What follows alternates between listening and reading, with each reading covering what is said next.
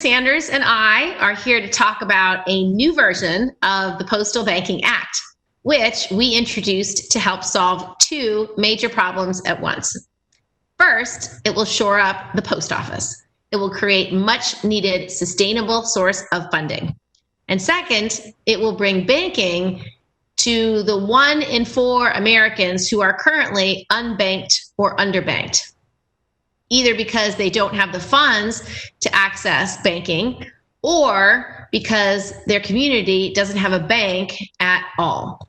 Right now, those families are forced to spend $100 billion a year on predatory products like payday lenders, check cashing, and even overdraft fees, all because they cannot afford to access the financial system that many of us take for granted. The sad fact is, it's expensive to be poor in America. We can change that with our new Postal Banking Act. The Post Service has 30,000 locations all across the country.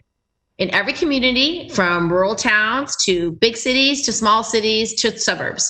And each of these locations can serve as a public, nonprofit bank, bringing low-cost banking services to every community in the country, including those in the underserved areas.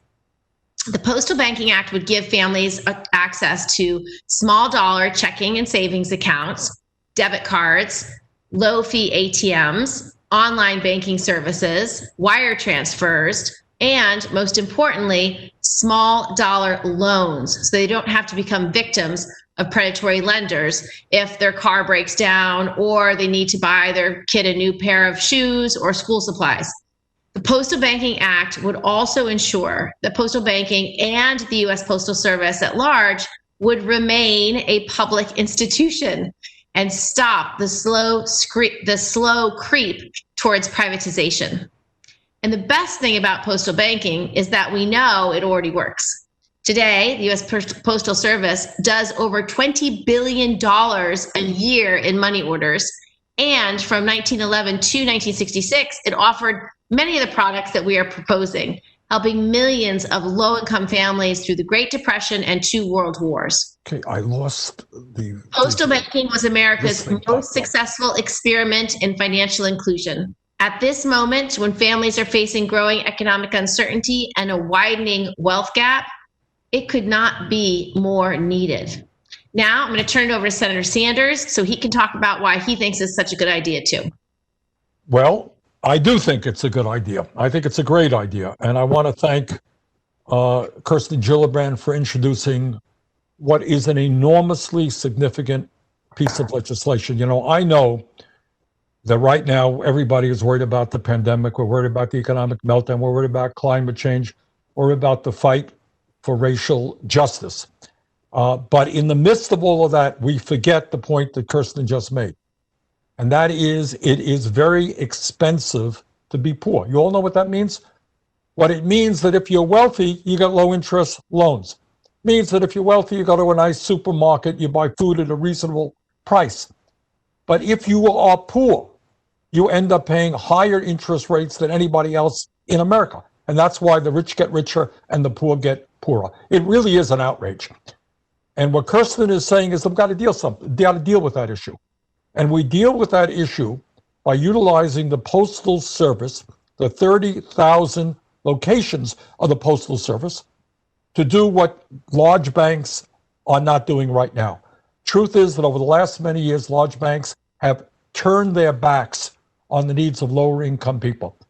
They make money by dealing with large corporations. They make money by dealing with hedge funds. They don't make money by providing a $500 loan. And yet all over this country, in the most horrible way imaginable. And I got to say, Kirsten, when I think of ugly aspects of American society today, I can't think of anything worse than a struggling family having to pay several 100% interest rates on a loan. They're paying off that loan. They're in debt in perpetuity because they cannot afford to pay off the loans. They keep turning them over. Can you imagine in America today, people paying several 100% interest rates on a loan because they have a medical bill, their car broke down, whatever it may be. How disgusting is that we allow that to go on? And the bill that Senator Gillibrand is introducing will go a long way to help low-income people, help working people gain access to low-interest loans, to checking accounts, to a saving account, to all of the things that people desperately need and today are unable to find. So I am a big, big fan of this. I think this is a significant piece of legislation. I think that as a nation, we do not talk enough about how financial services impact negatively lower income people. And this is a very significant step forward to saying that the United States government will no longer tolerate usury rates, the ripping off in the most horrendous manner of low-income people. We're going to make credit available to people who desperately need it in an affordable way. And we can do that, and Kirsten is exactly right. The Postal Service is there in 30,000 locations around America. Some people think this is an urban issue and not a rural issue. Not true. This is a rural issue as well. So I just want to thank Kirsten for this very, very important piece of legislation, and I will do everything I can to see that it gets passed. Thank you, Bernie. So I think we have a bunch of questions that people sent in, and I don't know if I'm supposed to read the questions or if someone else is going to read the questions, but my staff can tell me. Am I reading our questions? You're reading the questions. Okay, so the first question, how would postal banking actually work? Would low-income people have more access than they do now? Would it give poor people a bank account? And would it be available online? So basically, it would run like any other bank would run. You'd open an account at your local post office, and you could get checking and savings and microloans, and you'd treat your post office just like any other banking institution. And they do it now. I don't know if you have ever gone to the post office to do a money order. I have. So they already know what to do, and they already have the authority to do it. They did it for decades. So I think it's pretty easy. It's the same as is, and we would love to have online banking too. And I think that's something that could be developed.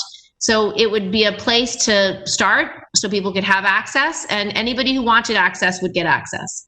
Let me just add to that, if I might, Kirsten. I think you made yeah. this point. This is not a new idea. The United States did this from, I think, 1911 to the mid-1960s. It's not certainly a new idea internationally because you have countries all over the world who are doing it. So this is an important idea, and let's go forward together on it. I think it's the next question for me. Is that what we're doing? Next question's for you. I'll read it for you. Okay. I've always heard about postal banking helping inner cities, but what about our rural communities?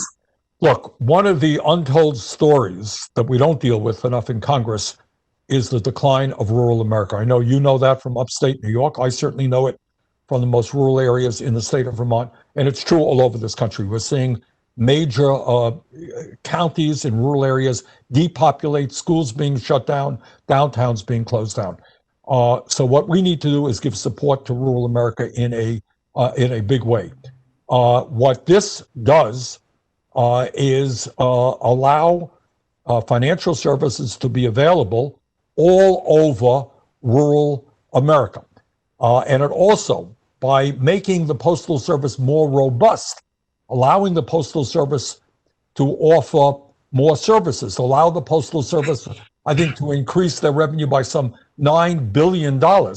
What this does is allow people in the smallest communities all over America where there is a postal service to be able to take advantage of affordable banking.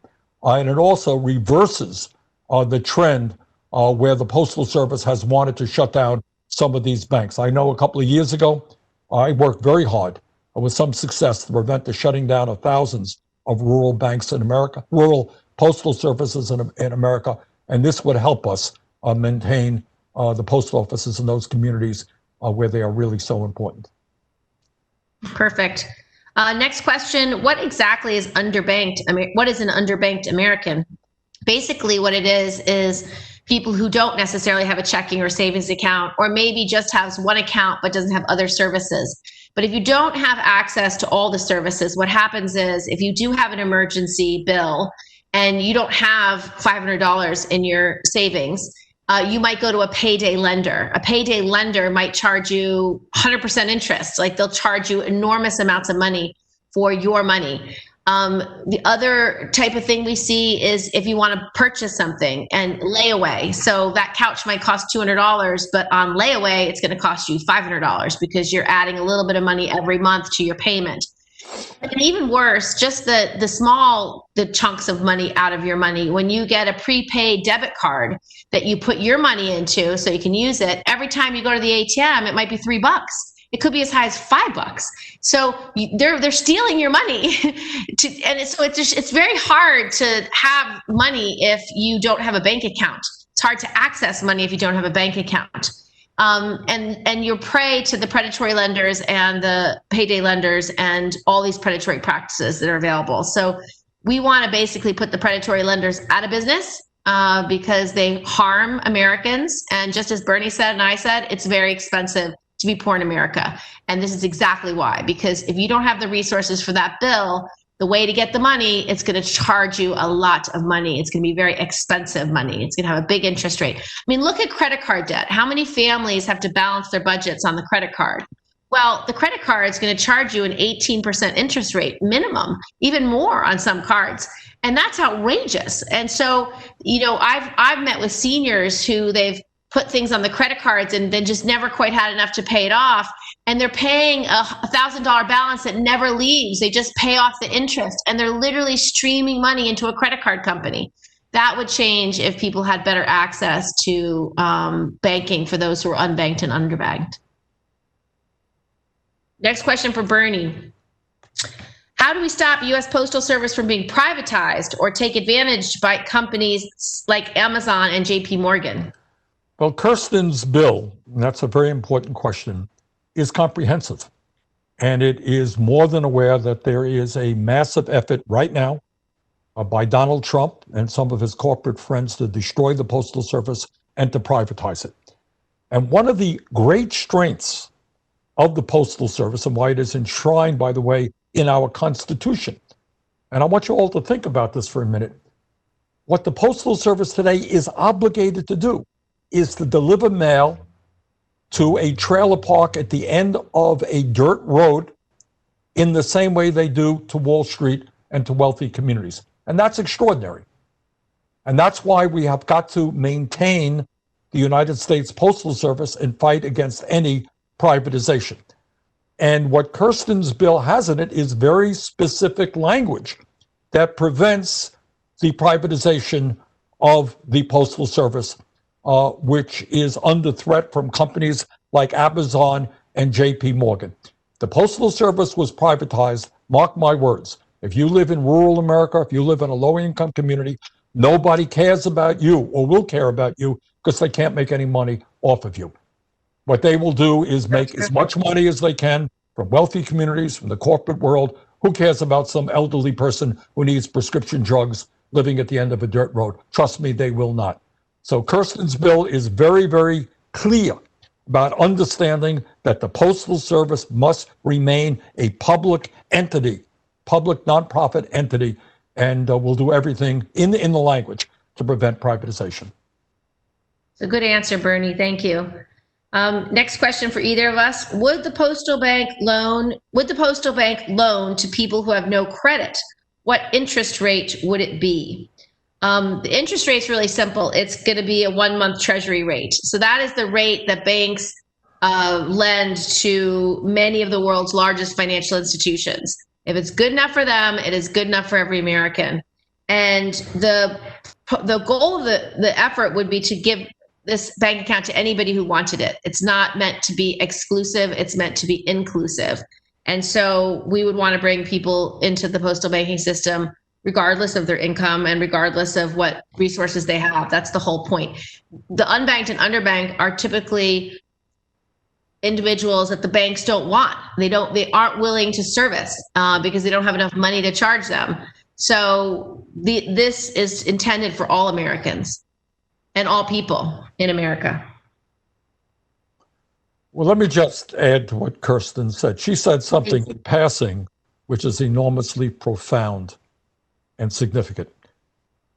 If you are a large corporation, you can borrow money at 2%. If you are a low-income person, you could borrow money for 100% or 200% from a payday lender. And what Kirsten just said, very simple statement. If it's good enough for a large corporation to get that cheap money, why isn't it good enough for a low-income person? Why isn't it good enough for a family farmer? Why isn't it good enough for a small business person when you come to think about it, right? And, what we are touching and nibbling around the edges here is a very profound effort to try to transform our financial service system to protect the needs of the people who need the help the most. So this is a big deal, guys. And again, it's a huge chunk of change, Bernie. It's $100 billion a year that families spend on alternative financial products every year. $100 billion. That's the wealth from the lowest income families in America streaming into these predatory lenders and making massive profits for them. So we want to put them out of business and put that $100 billion and put it right into the working families of America. And this is a very much of a justice issue. And it's just back to that simple point. Hey, I'm a large corporation. I get 2% interest rates.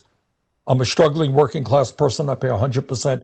You tell me how in any way that makes sense or is fair. So those are the issues that this bill begins to tackle in a very profound way. And Kirsten mentioned something else before. You mentioned interest rates on credit cards. Well, 18% is the low end of that. You could be a lot higher than that. And this begins to tackle that. If I have to pay off some credit card debt, you know what? I could borrow $500 at 2%, pay off that debt rather than pay 20% to 25% and so forth. So I hope everybody realizes that in the fight for economic and social justice and racial justice, this concept of bringing about real change to our financial service system, making it work for working people and not just the wealthy and large corporations, is of enormous consequence. And Kirsten's bill is right in the middle of all of that. So I thank her very much for introducing it. Thank you, Bernie. I also think the point you just made, this is one of the anecdotes to institutional racism in financial services. Because for a lot of communities, particularly Black and brown communities, they are ignored and left behind by the entire financial services industry. It's very hard to get a small business loan if you are a Black-owned business. It's very hard to get a home loan. It's very hard to certainly get a micro loan. These families are ignored and disadvantaged and have been so generationally.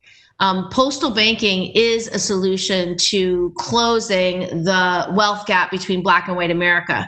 And it is because once you can have a bank account, you get to save all that predatory cash that goes out the door when you need that payday loan or you need to wire money to a family member or any other emergency need.